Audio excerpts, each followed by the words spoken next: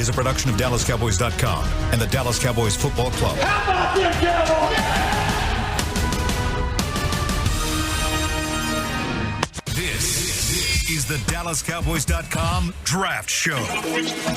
Your war room for insider news and draft analysis. Dallas selects Emmitt Smith, running back from Florida.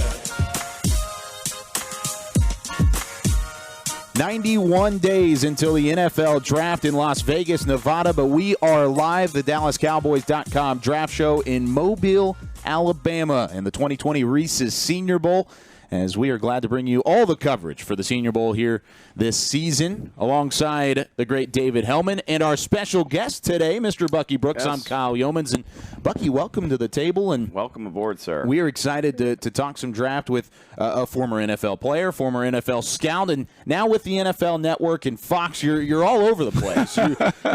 you have your hand in almost every cookie jar, but one of the big cookie jars is the NFL draft, and I know you're just as excited as we are. Yeah, I am excited. You guys do a great job, so I'm excited to just kind of be a part of it.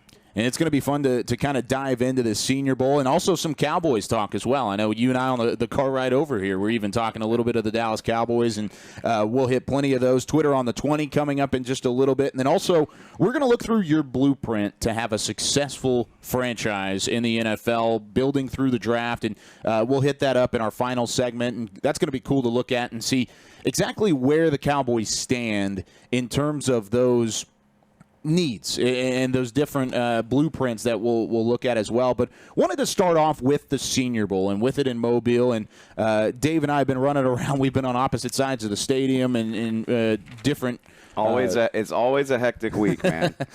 Different tasks at hand, but all of us kind of having some of these same players stick out to us, and some of these same guys kind of impress us over the course of the week. So starting off with the general look of the week, who stood out to you overall? And we'll start with you, Bucky. I think the best player that has been in the building has been Javon Kinlaw from South Carolina. Wow. I think when you look at a big man, 6'6", 310, who is able to kind of dominate and control the point of attack, you have to like those things. In a league where it's becoming more important than ever to be able to dominate at the line of scrimmage, Kinlaw has shown that. When you look at his length, you look at his size, you look at his versatility. I think sometimes when you look at the South Carolina tape, you see him play over the center. But down here, when he's been able to play over guards, over tackles, and kind of envisioning him being a piece of a 3-4 defense, you can see where he could be a dominant force. To me, he has been one of the most impressive, if not the most impressive player down here. I think it's an interesting dichotomy, too, because it goes to show, it's only 2 or 3 practices, and it came out this morning, Kinlaw's done for the week anyway. So not surprised. Two practices, but it goes on to make a huge difference in the evaluation, because I think, and I don't mean to knock any of these guys, but I think the other really dominant storyline is the guys who didn't participate. It was almost unprecedented how many guys were flagged at the beginning of the week. Brandon Ayuk, Christian Fulton pulled out, the day that everybody got down to Mobile. So I think you probably came down here with 5 or 6 first-round caliber guys. Maybe a little bit more, but a lot of those guys aren't doing anything, and I think Kinlaw benefits from the fact that he was out there being evaluated by all the scouts. Yeah, you do benefit when you show up, because now you get an opportunity to kind of make a first impression. So the way that this would typically go, area scouts have seen him. Whoever was responsible for the Southeast, they've seen him, but the director may not have seen him. The general manager certainly may not have gone into South Carolina and done a school call, and then all the other scouts. And then the coaches are just becoming a part of the process. So this is their first impression. And so if you show up and show out very, very early in the Senior Bowl, you now kind of have this favorable impression that you left on guys. So now when you go back in the draft meetings, you have these people that are advocating for you just based off that quick snapshot. What's this week like for area scouts? Like, I mean, if that's your area, you've known about Javon Kinlaw for a long time. But you mentioned, the GM is looking at him this week. Like, maybe these guys are, like, crossing their fingers like, come on, man, make me look smart this week. There's a lot of that. Like, you kind of on eggshells a little bit for the guys that you really, really like. You want to see them kind of play to the level that you believe that they played at when you went in on the school call. And so while you're here, you're looking at those guys and you're trying to kind of keep a clean slate in terms of, like, look, sometimes when you go in the fall, your grade may not necessarily reflect how they perform here. And so you're trying to see, do they perform to that level? Do they perform better than the level? Was I off a little bit when I saw him, meaning maybe I graded him too high based on what he's done. These all-star games shouldn't hurt the prospect, but what it should do is force you to either confirm your original opinion or to make you go back and watch the tape to make sure that you get them right. I actually overheard a really great line in the press box yesterday watching practice. Somebody was like, oh, I don't even look at the roster during the week because I don't want the guys I like. I don't want to be hunting for the guys I like. Like, I just write the numbers down and go from there and cross-check later because I don't want to be biased in what I'm watching. And there's something to that. Like, there's something to confirmation bias, like kind of seeing what you want to see when it comes to it. And I think what's always interesting about the entire evaluation process, even when you get to all-star games, you and I can sit side by side and we can watch a player perform and we can have two completely different opinions and takes. And so it's one of those things where beauty is in the eye of the beholder, but what you're trying to do here is trying to take the players that you see working in a pro system and imagine what those players would look like in your set system, because the most important part of the process is fit and scheme. How does this player fit in the scheme that we run? Because that's when you see players really elevated because they're perfect fits in the scheme. Well, and that kind of translates back to Mike McCarthy and what he said earlier in his tenure right after he got hired, saying, hey, we're not really looking at schemes right now. And even Stephen Jones echoed that the other day when he talked to the media, saying, hey, we're going to look at getting the best guys. We're going to look at getting some talented guys to put on this Cowboys roster, whether it be through the draft or be through free agency.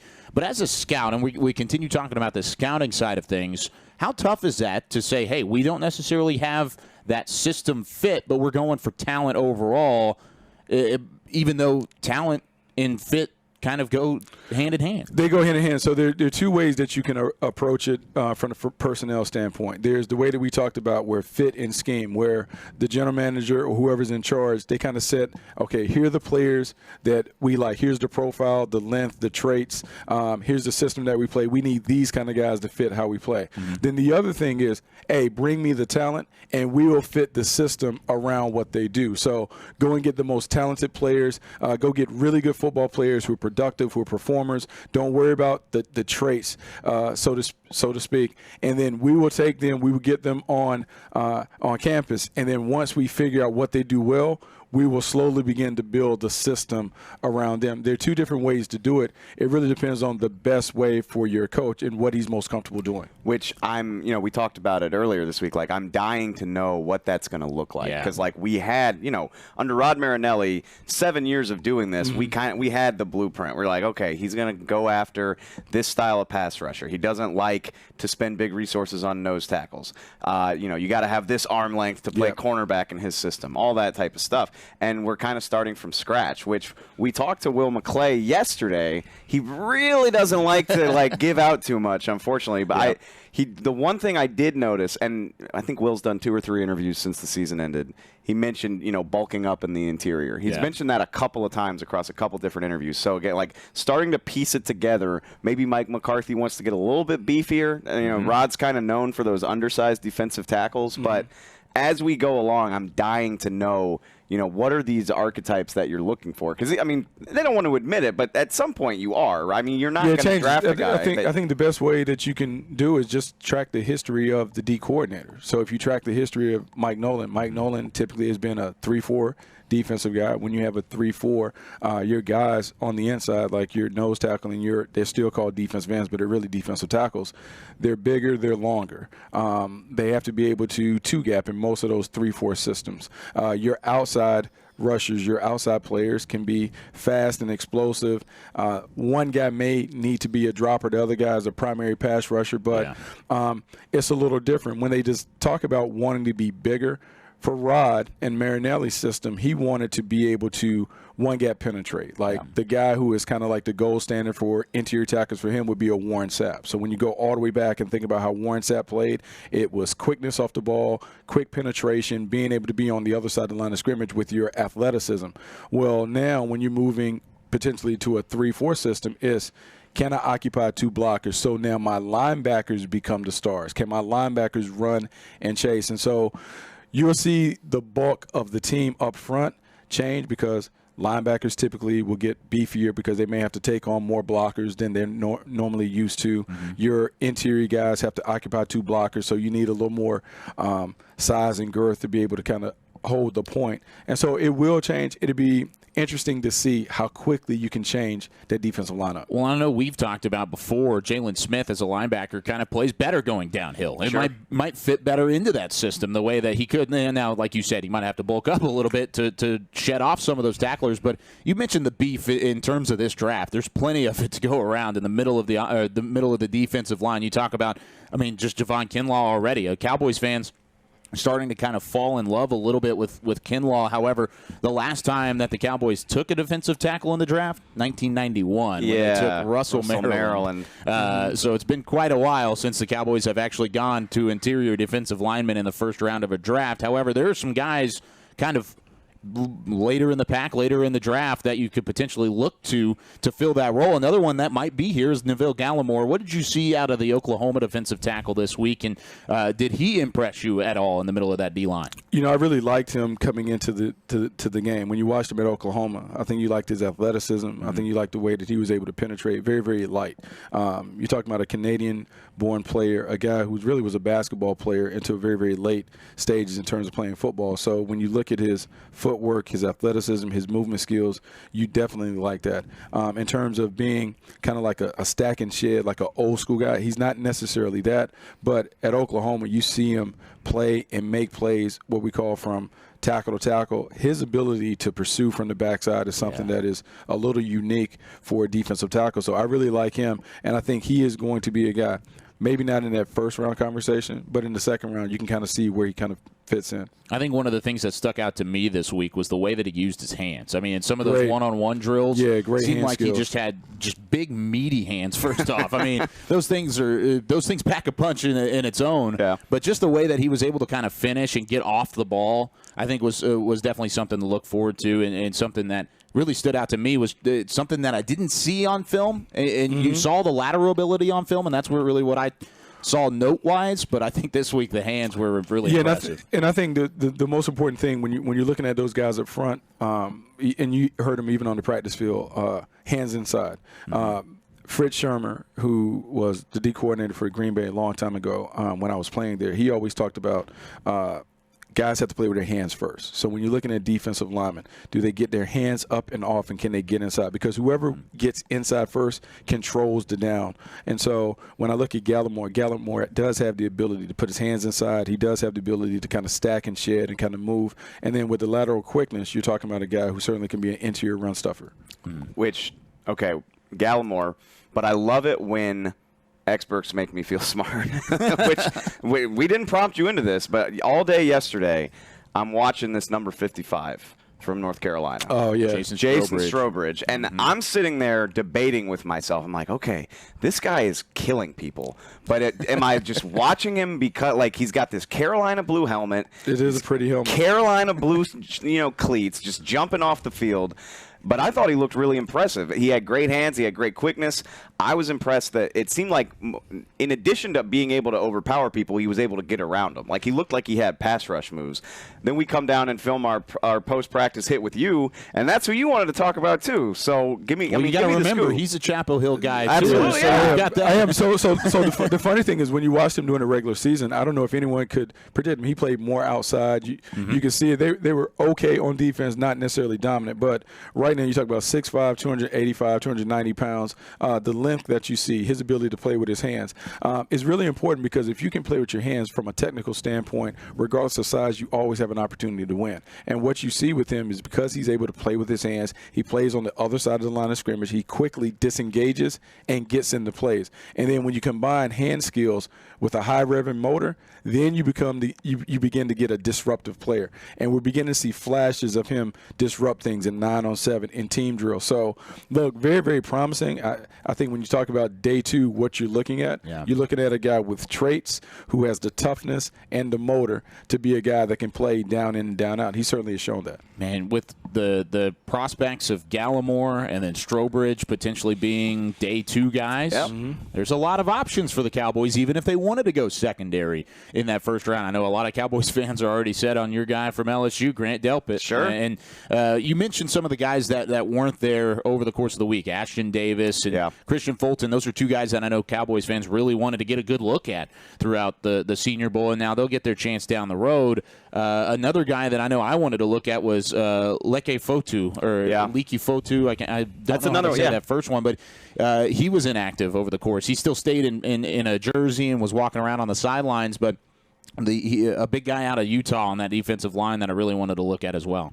Yeah, the thing that you talk about, like when you talk about Leke, 6'5", 335 pounds. And so as you're envisioning this Cowboys defense potentially change, height and length is really important. And it's important because those interior defenders are now being asked to occupy double-team blocks at the point of attack. And so you need to have the length to be able to stab one off while you're holding the other. Can you throw your hip in the gap and do those things? And so it's the combination of the long arms with the size that allows them to stay, because if they can occupy two blockers, now you have LVE and Jalen Smith being able to run and chase freely. Yeah. That's when the big plays happen on defense.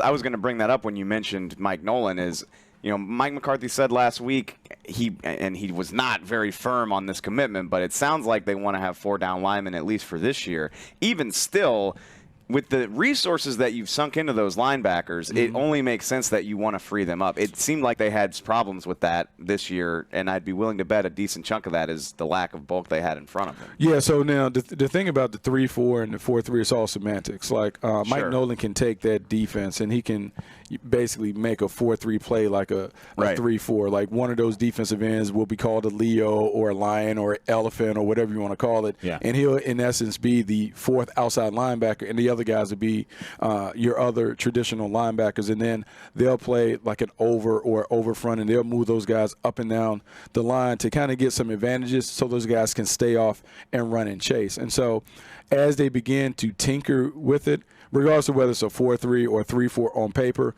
they will align the players in a position where Jalen Smith and Van Der Esch are able to run and chase, because when you really look at their team, the speed from those two linebackers are probably the best asset of the defense at the second level. They can run and chase, and when they're playing at their best, man, they create a lot of chaos and havoc. You want to free them up to do what they do. And be able to fly around the football and make some plays, force some turnovers, which, of course, like as we've seen in the past, has been a little bit of a bugaboo for the Dallas Cowboys. Just slightly. Just a slight bugaboo to force the turnovers. Well, we're just underway here in the draft show from Mobile, Alabama, and we've got plenty more to get to. Twitter on the 20 coming up next. Stay with us on DallasCowboys.com.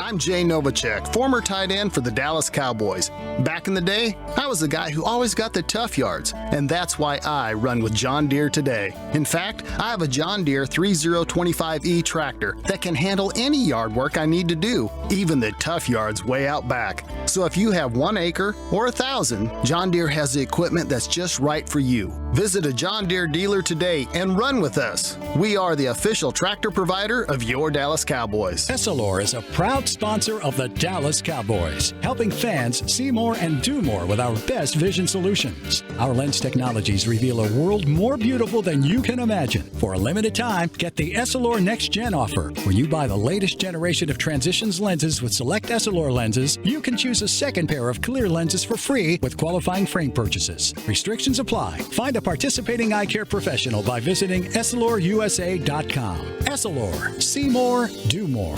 Want to use what the pros use? How about the official men's skincare brand of the Dallas Cowboys, Jack Black? Right now you can get the Jack Black Starter, a curated collection of Cowboys locker room favorites for just $10 with free shipping. The starter includes 4 Jack Black skincare favorites plus a full-sized intense therapy lip balm. Go to getjackblack.com/Cowboys and use the code word TEAMJB. That's getjackblack.com/Cowboys. The Jack Black Starter, $10, free shipping. Your new apartment's big. Such a great deal. It's okay. Just okay? What's not to? It's right above the subway. Well, I bet you don't even notice it after the... That's my neighbor, Angus. A deal that's just okay is not okay. Get a great deal with America's Best Network. Come into an AT&T store to find out how to get one of our popular smartphones for $0 down. Based on GWS 1 score, September 2019. This is the DallasCowboys.com Draft Show. And now your hosts, David Helman and Kyle Youmans. Welcome back to the DallasCowboys.com Draft Show, live from Mobile, Alabama, as always, presented by Miller Lite. David Helman, Bucky Brooks, I'm Kyle Youmans, and guys, Twitter on the 20, one of our favorite segments. Absolutely. Got to pause for a little bit of that drop in the middle of there. I know that's going to be in there. Like last week, I don't want to talk right back over that, but we're getting there. Yeah, we're getting there. We'll get it right at some point. However, one of our favorite segments just because we get to hear from the fans and hear directly the questions that they have for us. And we'll start things off with our boy Matt, who's always been very active with us on Twitter, asking us, do you see more guys going the Nick Bosa route? Of course, Bosa and his 49ers going into the Super Bowl here in a couple weeks and not playing their final year and then simply training for the NFL, or is this something that he just could do because his brother was already in the NFL? Kind of an interesting discussion going back and forth. Well, it's an interesting discussion, but he didn't start out the season saying that he was going to train. He suffered an injury, and then he made a business decision that, hey, rather than try and fight to come back, I'm going to just start working on training, make sure I get really healthy so I can show scouts and evaluators. I think we have seen some of that trend where guys are beginning to kind of weigh the fortunes, weigh the kind of the future over whether they should play with their team. We've seen more guys sit out bowl games more than ever. So as we see more guys do that, and as the public becomes increasingly more comfortable with guys doing that, I think we will see some guys begin to kind of sit out if they suffer an injury. I think the injury is the big thing. And honestly, it seems a little overblown to me. Bosa was dealing with a pretty severe injury. Mm-hmm. He tried to gut it through a couple weeks, realized it probably wasn't the best idea. Leonard Fournette is another famous example, but he was hindered by an ankle injury for most of that season. And most of those guys that have done that it was only, 3 weeks ago? Alabama is absolutely loaded with draft talent, and the vast majority of those guys played in a non-playoff bowl game. And I think that's interesting. So some of it will speak to the competitiveness of the individual and the bond and the connection that he has with the team and the university, and how he feels like he should kind of uphold his end of the obligation. But I can't fault guys for making business decisions. However, I think most scouts would tell you that they would prefer to see guys kind of play it to the end. How much does that also kind of play a factor into the coaching staff in the colleges, in the programs down there? I mean, Nick Saban, of course, you know what he brings to the table in terms of the connections and the knowledge that he's able to share with his players. Maybe is that a reason why they continue to compete even in the bowl games like the Citrus Bowl? Yeah, I think it may have something to do with that. Obviously you always want to get a good word of recommendation, and I think because Nick Saban carries so much clout and cachet when it comes to his word and reputation in NFL circles, certainly you want to leave on the right note. But I think each player has to make an individual decision to see what is best for them, but even sitting out doesn't necessarily guarantee that they're going to get what they think they're going to get when it comes to draft day. And that was going to be my next question, was what's a negative side of that? I know the positives are you avoid injury, you're able to train and get your body ready for the war that the NFL does have coming up, but what are the negative sides of that? Football is a developmental game, and you only get better by getting reps, and you have to play to become a better player. It's not like basketball where you can just kind of sit in a silo in a gym and kind of work on your game without competition. Football, you need competition to kind of hone your skills. And so the negative side would be you kind of stunt some of your development by not playing, and you can't simulate what takes place on the football field in training workouts. You just can't do it. We've seen guys we saw Zeke be away and come back. It's just not the same when you train on your own. You have to play football to become a really good football player. And that's why between the not only that, you need the reps, practice and games, and then the storyline that it becomes, whether it's media, whether it's, everybody that interviews you at the combine, all through the process is going to want to know about that. I think the vast majority of guys just won't think it's worth it, like you said, unless there's an injury concern. Yeah, if there's an injury concern, yes, you can see it. But in terms of, hey, I'm going to play my first 2 years and I'm going to set up my third year and go into the draft, I just don't know how that works. And I also, when you're away, you allow other people to potentially jump to the front of the line. We won't have this conversation, but let's just think about Tua Tagovailoa and how he was the presumptive number one pick at quarterback. Well, he kind of falls apart because he has an injury, he kind of fades to black. Joe Burrow continues to play, and the lasting image that we have is Joe Burrow. So that's a really great point. Yeah, that's what happens. It was even as recently as September. It was a foregone conclusion that Tua was the number 1 pick in the draft. Yeah, so you leave the door crack for others to have performances that kind of change and sway the opinion of scouts. And so sometimes you want to finish it all the way out so everyone knows exactly who you are and where you deserve to stack. That is interesting. You think about, of course, Miami at the beginning of the year was probably the team that had the lowest or probably the highest chance to get that number 1 pick. Tua was going to go number 1 to Miami, and now Joe Burrow is going number 1 to Cincinnati. And Tua might go number 5 to Miami. Absolutely. You never know. But definitely an interesting conversation because there's so many different ways you could go about entering the NFL and entering the draft, whether it's you want to sit out, you want to play all the way through, and the competitiveness definitely does play quite the factor. Now, wanted to ask you this question, and this comes from our boy Preston Dabbs on Twitter. Mr. Dabbs asked, he said, is Derrick Brown so much better than Javon Kinlaw that he is worth the price of a trade up? And he put in parentheses, say, a first and a third to trade up to try and get, and this is specifically for the Cowboys, to try and trade up from 17 to get Derrick Brown out of Auburn, 6'5", 325-pound DT. I like Derrick Brown, but I wouldn't trade up to get him. Not if Javon Kinlaw is there. I think when you make those moves to trade up, there has to be such a divide between the people at the top and the others that you know that there's a significant drop-off. I don't know if there's a significant enough drop-off between Derrick Brown and Javon Kinlaw to prompt me to make that move. I think both are talented. I think Derrick Brown is a very, very special player. But I think if used right, Javon McKinley could be the same thing. So I think it comes to looking at both guys, evaluating their physical traits and how they were used in the production. And right now I would say that they're closer graded than the separation, the big divide. Who do you have graded higher? Oh, I would say Derrick Brown is a better prospect, a better player. A couple other points, too, is I don't know that trade would get that done. 1 and 3. To get you from 17 to maybe as high as 3. Yeah. I think I saw Daniel Jeremiah had him rated above Joe Burrow in terms of just a pure prospect. Wow. Yeah. So you're talking about certainly a top 5 pick, maybe top 2 or 3. I don't think that trade gets it done, first of all.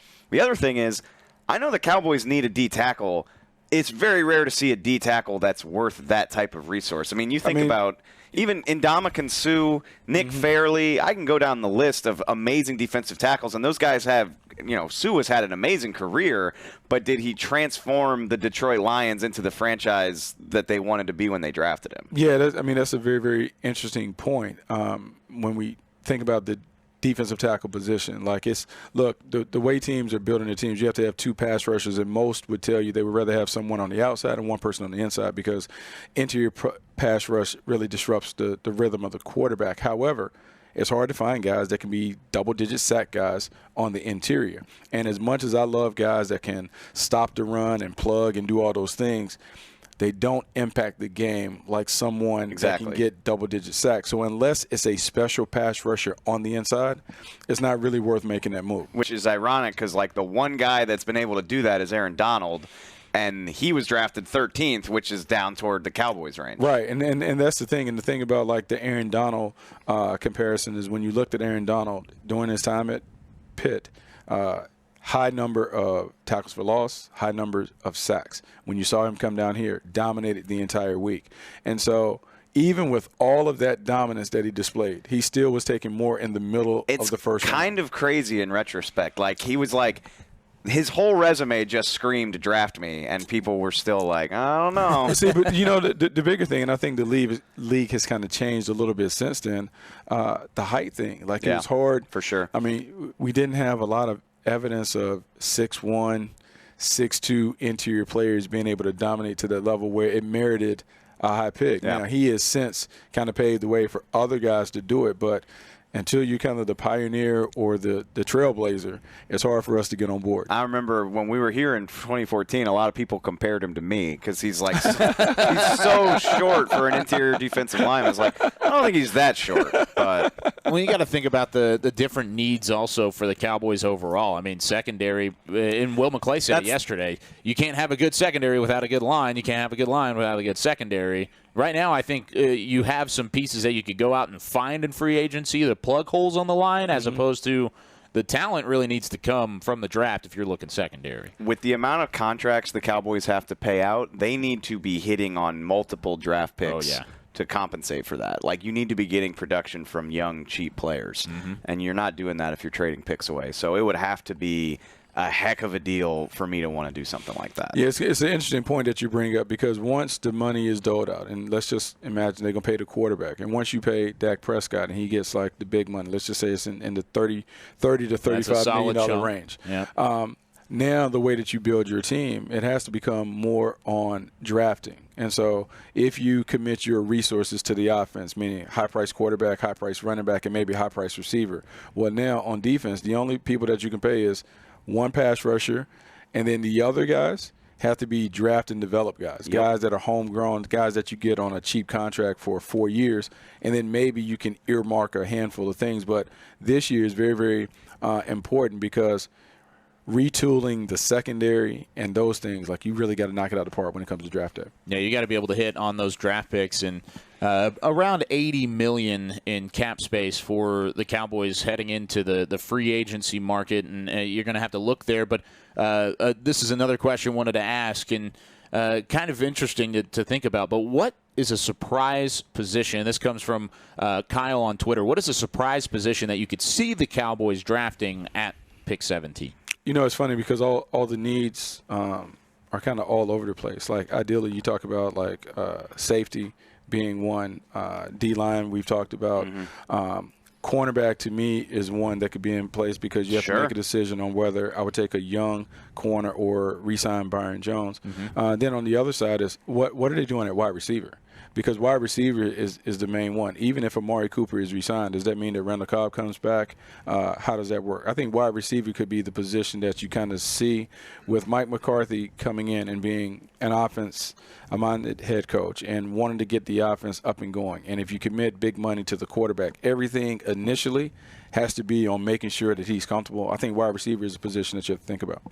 It absolutely is. And that, I mean, every year I drive the train of, like, I mean, you know, your defense doesn't have to be that great if you can score 40 points a game. And this is such a loaded receiver class that I'm so intrigued by the idea of, like, a Henry Ruggs at 17, you know? I might have put that in a mock draft somewhere. Yeah, it's fun to think about. But at the same time, this receiver class is so freaking deep. It is so deep. So I've said on record that I don't know if I would spend a first-round pick on a wide receiver. However, if I'm going to take one, I want to get a polished one. I want to get it right now, because I feel like the window for the Cowboys is kind of imminent. Like, you have Zeke in the middle of a big deal. You have Dak that's going to be on the front end of the deal. Like, you kind of want to get it going. So I don't want to have time. And typically the round designations kind of speak to how long it'll take for a player to develop.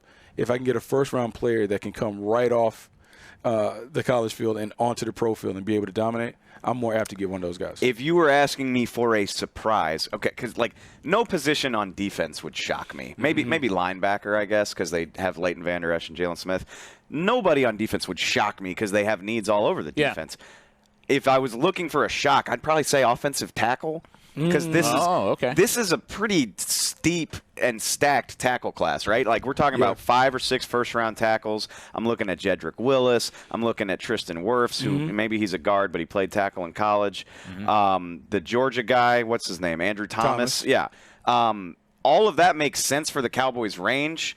Tyron Smith, I mean, he's still a hell of a player. He's still a player, but right now it's still a little more reputation than performance. Like, he hasn't been the dominant player that we saw 4 or 5 years ago. For sure. I think he's more of he's a very good tackle. He is not the, like, godlike tackle that he was 4 or 5 years ago. Well, the line as a whole is not the line that we saw 4 or 5 years ago. And so if you're going to commit the kind of money that you've committed to Zeke and eventually Dak, that offensive line has to be a fortress. And so taking an offensive tackle certainly could be one. The name that is kind of like getting the buzz when you talk to scouts, Mekhi Becton, Yeah, from Louisville. Yeah. Big athletic guy. There's a video floating on Twitter with him playing basketball where you can see his athleticism, dunking, and those things.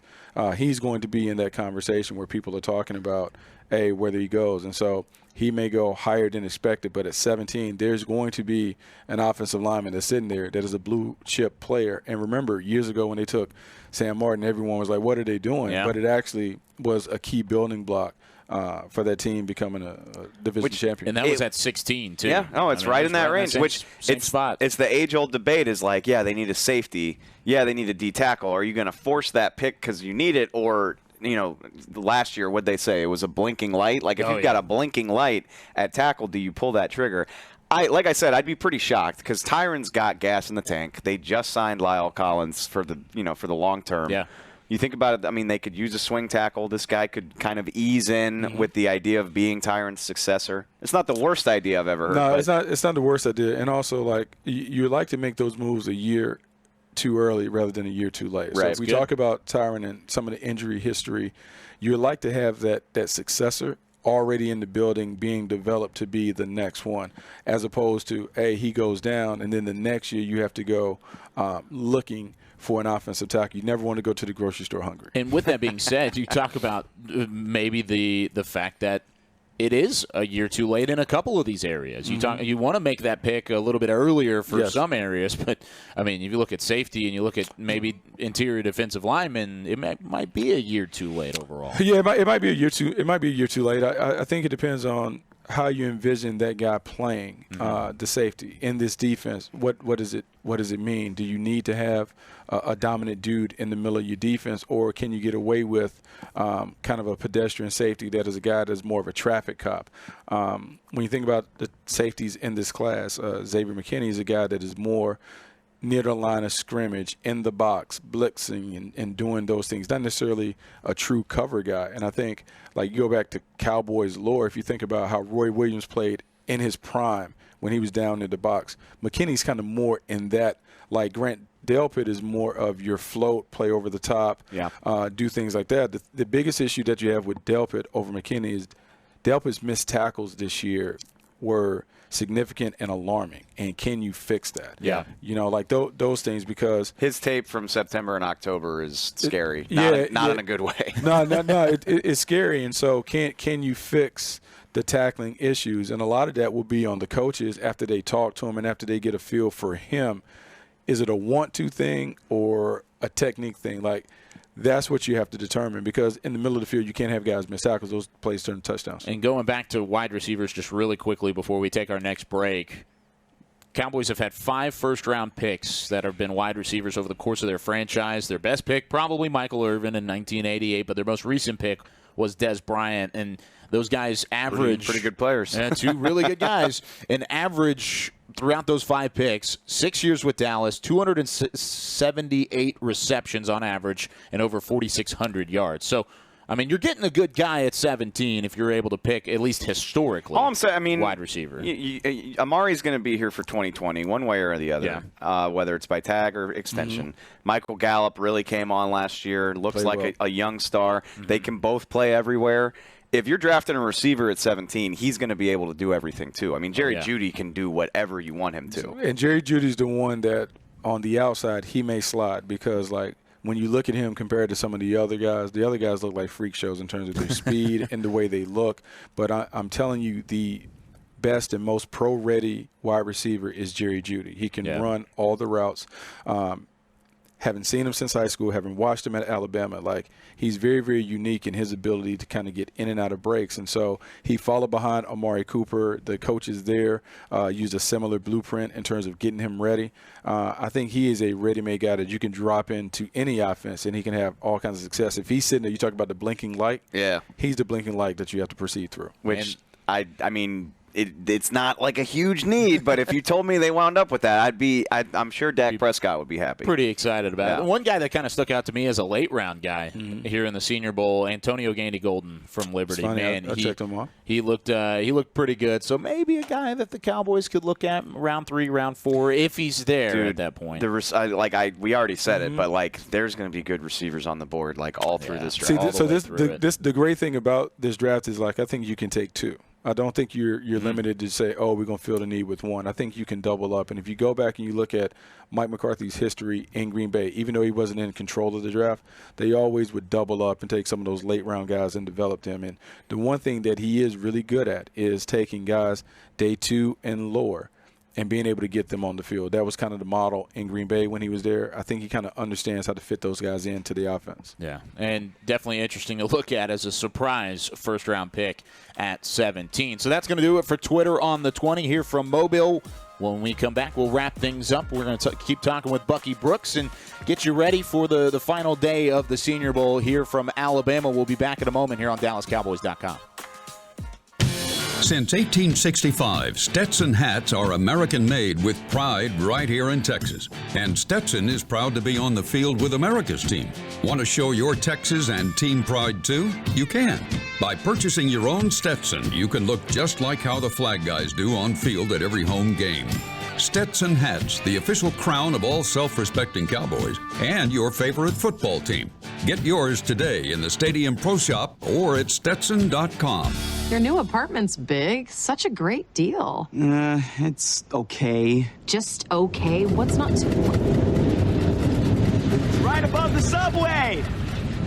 Well, I bet you don't even notice it after the... That's my neighbor, Angus. A deal that's just okay is not okay. Get a great deal with America's Best Network. Come into an AT&T store to find out how to get one of our popular smartphones for $0 down. Based on GWS 1 score, September 2019. Essilor is a proud sponsor of the Dallas Cowboys, helping fans see more and do more with our best vision solutions. Our lens technologies reveal a world more beautiful than you can imagine. For a limited time, get the Essilor Next Gen offer. When you buy the latest generation of Transitions lenses with select Essilor lenses, you can choose a second pair of clear lenses for free with qualifying frame purchases. Restrictions apply. Find a participating eye care professional by visiting EssilorUSA.com. Essilor. See more, do more. So, you're shopping, and that's when you see it. Aisle 23. Dr. Pepper stacked from top to bottom as far as the eye can see. The phrase too good to be true comes to mind, yet there it is. A rich, delicious Dr. Pepper paradise. Wait, did that can of Dr. Pepper just open itself for you? They all are. As if to say, so nice to treat you. And even though it feels weird to talk to a can, you pick one up and say, it's so nice to be treated. Dr. Pepper, so nice to treat you. This is the DallasCowboys.com Draft Show. And now your hosts, David Helman and Kyle Youmans. Final segment here from Mobile, Alabama, the 2020 Reese's Senior Bowl, the DallasCowboys.com Draft Show. Talking with Bucky Brooks, former NFL player and NFL scout from the NFL Network. And then we've got David Helman and myself, Kyle Youmans. And guys, we've talked about some of these Twitter questions. We've talked about the Cowboys' needs and some of the guys that stuck out to us in those needs for the Senior Bowl. But, Bucky, I want to go back to something that maybe doesn't relate directly to the Senior Bowl. However, you can fill some of those needs with the players that are involved here. But you've come up with a blueprint.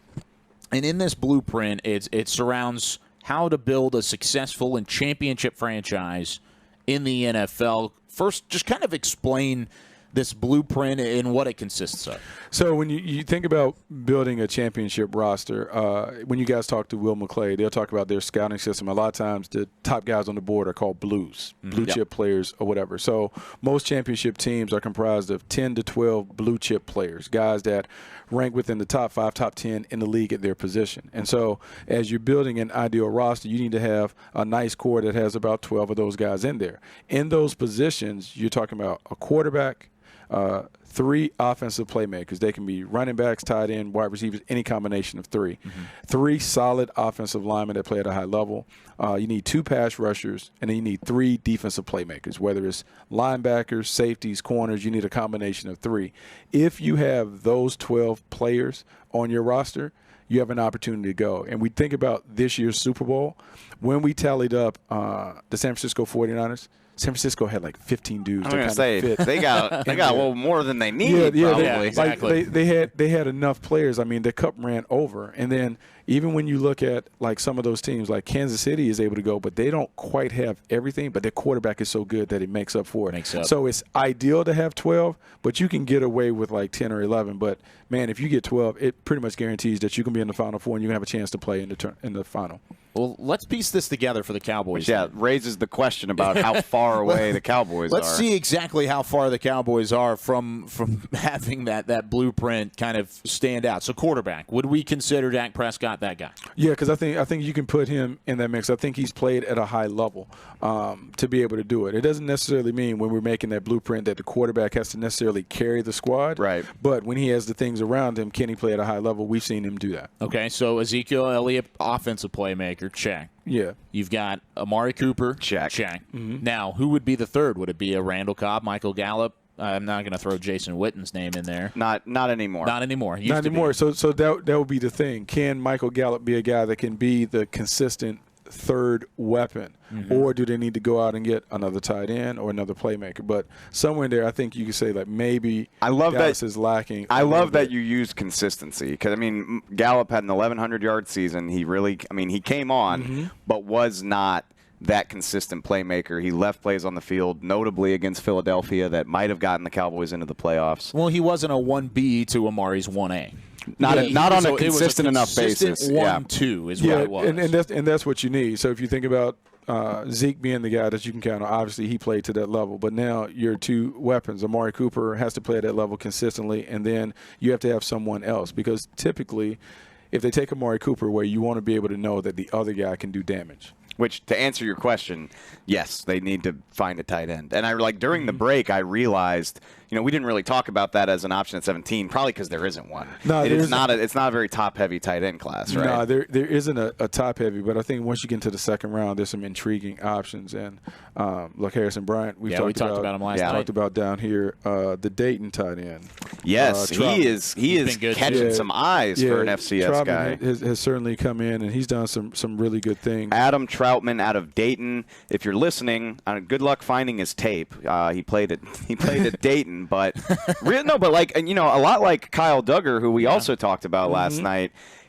Coming from a program like I know Dayton basketball. I didn't know they had a football program, but he has looked like he belongs out here. He definitely doesn't look like a fish out of water. He doesn't look like a fish out of water. And when you talk to some people, there's some people that believe he might be the best one. When it all comes down to it, at the end of the process, that Adam Troutman may be the first tight end. So, look, he's certainly done himself well by performing at the Senior Bowl. But yeah, there's some tight ends. I don't know if there's one where we talk about the 17 in the second round. You do it, but regardless, it has to be a priority. Like finding a tight end has to be a priority for this team. We don't know what's going to happen with Witten. Maybe he comes back. I kind of doubt it, but I just keep saying, like, even if he does, they gotta address the future. You talk about doing it a year too early versus too late.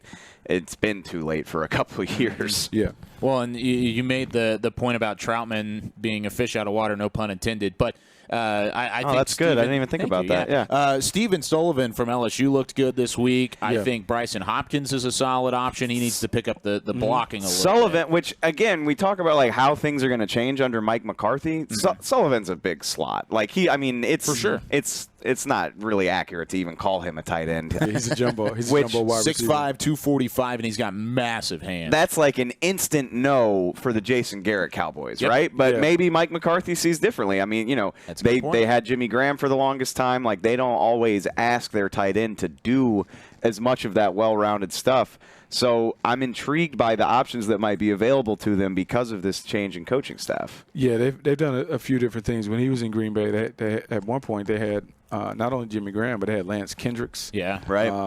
Then they had someone else who could be the traditional blocking tight end. I think what you want to do is you want to be able to have options so you can balance up the defense and attack them in a variety of different ways. Well, and the point that I was making was even with some of the guys that are at the Senior Bowl, some of the guys that are here in Mobile, there are late-round tight end options. Sure. And it doesn't have to be at 17, but you can find a playmaker and find one of those gems that could end up being a starting tight end this year or in the future. Yeah, I think that's the big thing. I think, and talking about the formula, like the Cowboys certainly need to address like finding one other piece to the puzzle when it comes to the perimeter. Can they find someone that can be a difference-maker and impact player?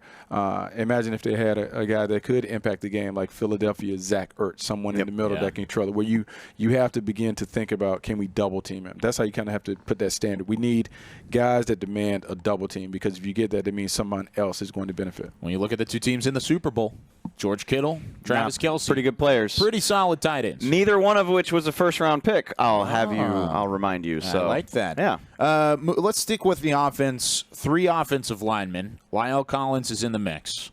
Now, where do we put the rest of the offensive line? Because in the past, it was checkmark Smith, checkmark Frederick, checkmark all over that offensive line. I'm interested for your, but I want to see what you have to think. We're in the bubble, like we're right? Yeah, exactly. In Which the bubble, I yeah. still think of I still think of Tyron Smith, Travis Frederick, and Zach Martin. Like that's check marks for me. Like I think Martin would be a check mark. I think Martin and Frederick are more check marks than Tyron Smith is at this point. Okay. I worry about Tyron Smith a little bit in terms of like the durability and injury history, and there have been some games where he just hasn't looked the same, and obviously injuries do that.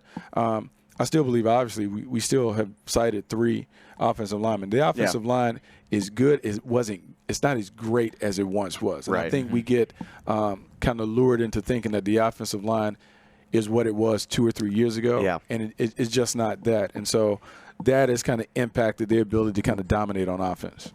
So what would we do? We would say Martin. I think it's still have a check mark. Overall, I think that's still checks. So offensive line taken care of, quarterbacks taken care of, and 3 offensive playmakers. Tight end is probably the one spot. That we need one other spot, and you need Michael Gallup to continue to build off of elevate. Yeah. So offense, we've got one player to look at in terms of filling those draft needs. Now let's get to the defensive side. A little bit of a different story. Starting with the pass rush, we've got D-Law on the pass rush. D-Law is where else do we go here? I don't know, man, because it's kind of hard to count on Robert Quinn being a guy that can do it. Like he's an older guy. If anything, he's a descending player. Like he's not going to play. You even got to re-sign him as well. Yeah. So then, as you're looking at that front, like who else are guys that you're scared? Who else is available to think about? That's you're done. No shade intended to Malik Collins. He's been fine. He's he's not what you're describing. And on top of that, he doesn't have a contract right now anyway. Yeah. So you get through that, and that's the problem is right now it's DeMarcus Lawrence and tumbleweeds. Yeah, and so now where does that guy come from? So now when we're thinking about retooling or redoing this thing, do they even go all the way outside and find an edge player? Because we kind of talked about interior players when we talked about Ken Law and Derrick Brown and all those guys, but is there an edge player that can come in and give them what they want, that can give them the kind of sack production, double-digit sacks off the edge, that can play? You would know better than me, but like diving into this draft class, I'm not convinced the value is there, at least not in the first round. Yeah, no, it's tough. So you're talking about AJ Epinesa, being in that consideration, but I don't know, 17, he can kind of be there. But I don't, and I'm not trying to dog the guy. He doesn't strike me as like that right end that's just going to zip around and he's kind of double-digit sacks. Yeah, he's kind of what I think I wrote down in my notes. He's a worker bee. You know what I'm saying? He's a worker bee. He plays hard. He kind of gives you some production. Maybe he can give you up to 10 sacks, but I don't think he's the guy that's going to give you 10, 12 consistently. Right. There's Caleb Von Chasen from LSU who's interesting. I wonder how light he is compared to what they would want on the edges, because he's kind of you're talking about 245, 250 pounds. Are you moving around? He has speed. He has first step quickness. He has all that stuff where he can play off games and stunts, but can he give you that consistent production off the edge? He's intriguing. I just don't know until we kind of get a feel for what Mike Nolan wants on defense. It's hard to plug him in there. I went to LSU, so I think the world of Caleb, but if the Cowboys are interested in him, that says something very specific to me, because he really strikes you as more of a 3-4 guy, as opposed to this big down lineman that's going to do that type of work. And if the Cowboys are interested in him, I just think it sends a signal about what they might be looking for the future of their defense. Yeah, full scale shift in terms of what they're looking for, whatever. There's a kid that is an underclassman that came out, Curtis Weaver. from Boise State. Yeah. But once again, we talk about these edge rushers that are these 3-4 types that kind of stand up, 6'3", 265 pounds. He broke the Mountain West record in sacks. He had 34 in a 3-year career. Cowboys love their Boise guys. Yeah, excellent first-step quickness. Does a great job getting off the edge, and you're right, like, because they've had success. Tyron Crawford and some of the other guys, like those guys have come from there and have played with LVE. Yep. So he certainly is a guy that could be in that conversation. But I do wonder, until we kind of get a true feel for what they want to do on the defensive side, it's going to make it hard. And then I wanted to pull up the kid from Penn State. Well, and talking about Curtis Weaver, too. Gross Matos. Weaver had 13.5 sacks his junior season. And to go along with the 34 that he had in his first 3 years. He was a 3-year starter at Boise State. I mean, he's got quite a bit the resume to work with there. That is definitely a name, though.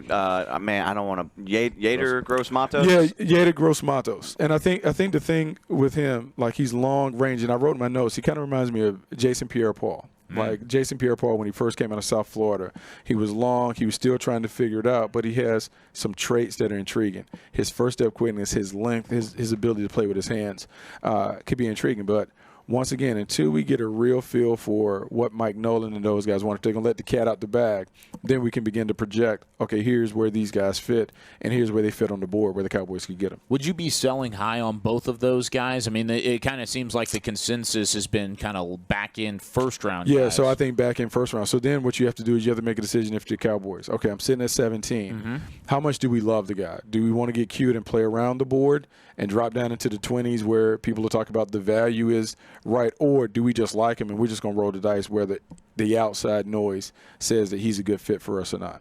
That's interesting to look at because there is an option at 17 to trade back and stay within the first round. And if you're able to stay within the first round, you could pick up a second or a third-round pick. And with the amount of options and holes that the Cowboys need to fill on defense. Well, then, and so when you think about the trade back scenario, what you want to do is you want to envision, okay, if we move back into the 20s, are there multiple players that we would take at 25 or at 27? And so we talked about the various needs. So we talked about safety. We talked about wide receiver. We've talked about somewhere along the defensive front. As we know, if they get stuck, they're a million wide receivers. So they always could fall back and take a wide receiver. If we really look at where the safeties will be graded, the safeties will probably come in the 20s when the grades are all said and done. So I think there are multiple scenarios where the Cowboys could honestly look and say, look, at 17, we could fall back. Let's not fall all the way out the first round, but let's fall back and we will get a player that we like, and we may also get an additional 2 or 3 in terms of day 2 picks where we can find another player like the tight end, like another corner or something that can kind of help us do what we want to do. Man, that's fun to think about, the trade scenarios. Give me all the picks. Let's try and load up a little bit here. So we've determined that we have the one pass rushing piece. Yeah. And we need another. Yeah, preferably 2 more, honestly. You would like to have 2 more, but let's go with 3 playmakers on defense to round out this blueprint for a championship team. 3 players on defense. Who do we got now? Who you could check that off? Okay. Well, I think the linebackers. I think like it had to be Smith and LVE. But obviously with LVE, you worry about the neck concern and can he come back? If he comes back, I mean, he proved in his rookie season, like when he and Smith were playing at a high level, like Dallas's defense was dominant. I mean, and so those are the 2 playmakers that I would check in. I don't know who that guy is in the back end.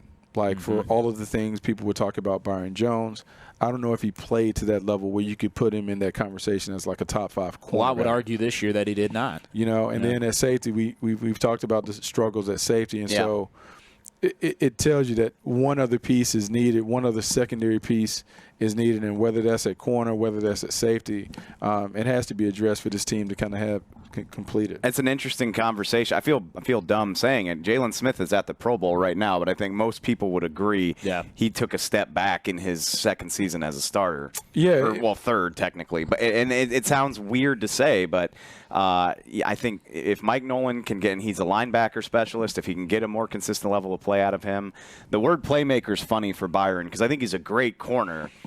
He does not make plays. I think Yeah, he's got and two career interceptions. And there's something to that. Like, it depends on what you really want at the position. He's a decathlete, like great athlete, great size, great speed, great leaping ability, but then ball skills come into it. As you know, because you guys kind of frowned upon the low number of turnovers that have kind of existed of late. The teams that win, they win the turnover battle. They dominate turnovers. And now there's some randomness to creating turnovers, but the one thing that typically happens if you want to create turnovers, you have to get guys who have a proven track record of snagging the ball in the back end. So when you go and you look at their college stats, do they have double-digit interceptions? Do they have multiple seasons of significant number of interceptions? Do they have guys that have baseball in their background so they can judge balls? And then the total team speed. Faster teams typically produce takeaways because they run to the ball. When you get a number of hats on the ball tends to fall out, and then people pick it up. And so turnovers will be an emphasis, and I know they have to find the right kind of players that can create those. So looking at the blueprint from Bucky Brooks himself, what are the needs? Tight end, defensive line, secondary. No big deal. Surprise. Safety, right? safety, cornerback, tight end, D tackle, defensive end. Yeah, we got use a wide receiver. Let's get that. Let's do that trade back and make this thing easier on ourselves. Yeah, let's just cover all of our bases. But Bucky, we do want to thank you so much for joining us. It's been a ton of fun talking some draft with you. We look forward to speaking with you in the future as well. Sure, absolutely. And thank you so much. Over the course of the draft process, good luck and safe travels back to the West Coast. It'll be fun talking to you, man. No, that was good. It was fun. It was fun chopping up with you guys about the Cowboys and Senior Bowl in the draft. Yeah, man. And we'll be back with Jeff Kavanaugh and Kevin Turner next week, Thursday at 11 o'clock. We'll dive into what we saw during the Senior Bowl. We're also going to start diving into some of the guys who were not here in Mobile, Alabama, as we continue to lead you up to the 2020 NFL Draft. It's starting to look ahead to the Combine, which is kind of interesting as well. I mean, the fact that the Combine is right around the corner. But for Bucky Brooks, for Dave Helman, and the rest of our crew here from Mobile, Alabama, I'm Kyle Youmans signing off for the Draft Show. We'll see you next week here on DallasCowboys.com. This has been a production of DallasCowboys.com and the Dallas Cowboys Football Club. How about this, Cowboys?